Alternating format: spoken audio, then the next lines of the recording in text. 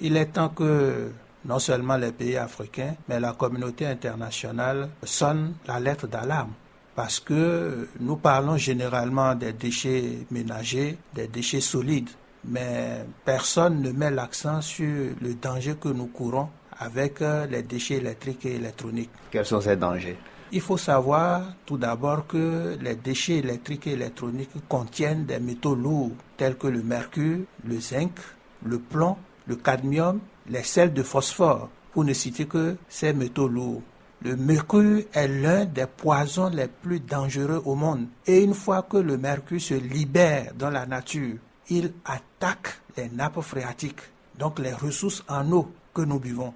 De deux, avec les eaux pluviales et les ruissellements, le mercure et les autres métaux lourds sont évacués vers les cours d'eau et si on prend le cas de Cotonou, vers la lagune. Et une fois arrivés dans la lagune, ces métaux lourds sont consommés par les poissons et les autres produits halieutiques que nous retrouvons dans nos assiettes. Donc le cercle que je qualifierais de cercle vicieux est ainsi accompli. Donc nous n'échappons pas aux effets nocifs sur la santé humaine de ces métaux lourds que nous consommons.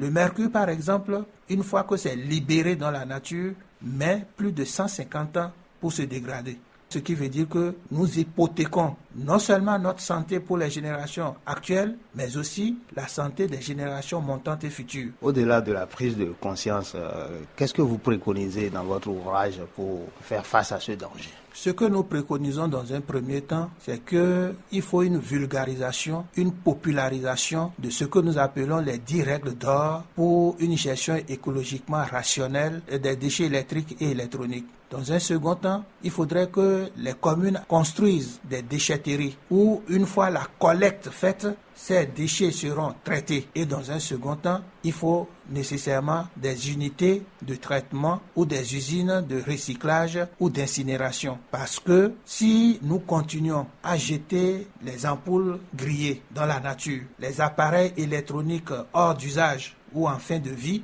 nous continuons de dégrader non seulement l'environnement, mais d'affecter notre santé. Et en troisième position, il faudrait que les collectivités locales prennent à cœur la gestion des déchets électriques et électroniques. Le danger est là, de manière invisible. Et ce qui est invisible est généralement plus dangereux que ce qui est visible. Vous montrez là l'urgence de la question, mais est-ce que vous ne pensez pas qu'on risque d'être confronté à un problème législatif? Je veux dire l'absence de texte de loi dans ce domaine par exemple. Oui, dans ce domaine-là aussi, nous avons une loi cadre pour l'environnement en République du Bénin qui a été adoptée depuis 1999. Maintenant, c'est qu'il faut soit une loi ou un décret qui réglemente la gestion des déchets électriques et électroniques. Nous avons déjà un texte qui légifère en ce qui concerne la gestion des déchets biomédicaux. Maintenant, il faut aller plus loin pour ce qui concerne les déchets électriques et électroniques. Parce que c'est des millions d'ampoules qui sont jetées dans la nature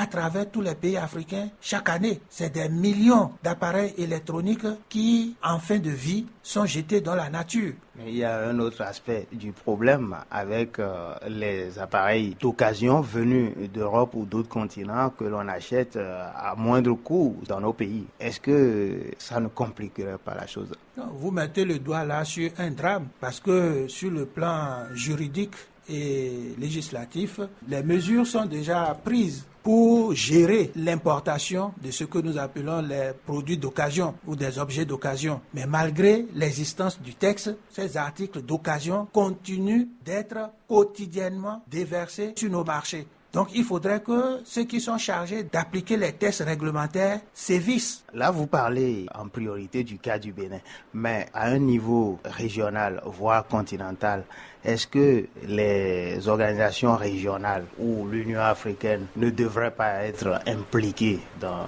ce processus que vous préconisez? Le problème n'est pas effectivement au niveau du Bénin, c'est au niveau de tous les pays africains. Le Bénin n'est cité qu'un exemple. Donc aussi bien la CEDEAO, l'UEMOA que la Commission de l'Union africaine doivent être embarqués dans ce processus de généralisation, de prise de mesures au niveau continental pour que nous cessions d'être victimes des déchets électriques et électroniques qui sont des déchets dangereux. Il est temps que non seulement les pays africains, mais la communauté internationale sonne la lettre d'alarme. Parce que nous parlons généralement des déchets ménagers, des déchets solides, mais personne ne met l'accent sur le danger que nous courons avec les déchets électriques et électroniques. Quels sont ces dangers? Il faut savoir tout d'abord que les déchets électriques et électroniques contiennent des métaux lourds tels que le mercure, le zinc, le plomb, le cadmium, les sels de phosphore, pour ne citer que ces métaux lourds. Le mercure est l'un des poisons les plus dangereux au monde. Et une fois que le mercure se libère dans la nature, il attaque les nappes phréatiques, donc les ressources en eau que nous buvons.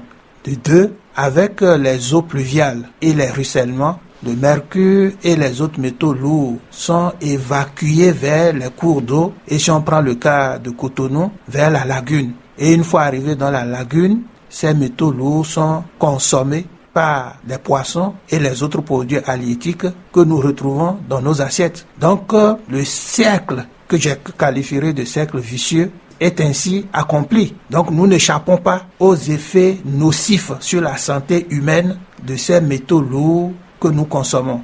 Le mercure, par exemple, une fois que c'est libéré dans la nature, met plus de 150 ans pour se dégrader.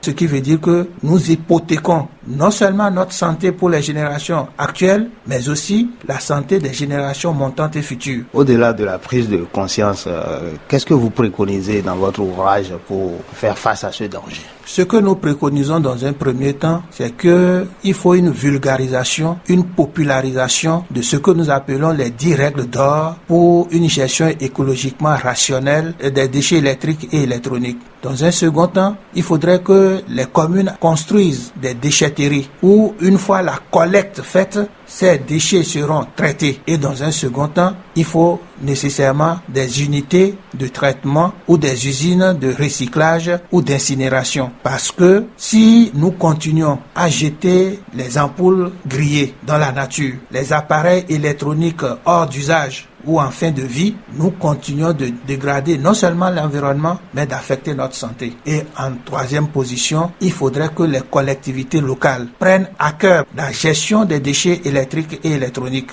Le danger est là, de manière invisible. Et ce qui est invisible est généralement plus dangereux que ce qui est visible. Vous montrez là l'urgence de la question, mais est-ce que vous ne pensez pas qu'on risque d'être confronté à un problème législatif? Je veux dire l'absence de tests de loi dans ce domaine par exemple. Oui, dans ce domaine-là aussi, nous avons une loi cadre pour l'environnement en République du Bénin qui a été adoptée depuis 1999. Maintenant, c'est qu'il faut soit une loi ou un décret qui réglemente la gestion des déchets électriques et électroniques. Nous avons déjà un texte qui légifère en ce qui concerne la gestion des déchets biomédicaux. Maintenant, il faut aller plus loin pour ce qui concerne les déchets électriques et électroniques. Parce que c'est des millions d'ampoules qui sont jetées dans la nature à travers tous les pays africains chaque année. C'est des millions d'appareils électroniques qui, en fin de vie, sont jetés dans la nature. Mais il y a un autre aspect du problème avec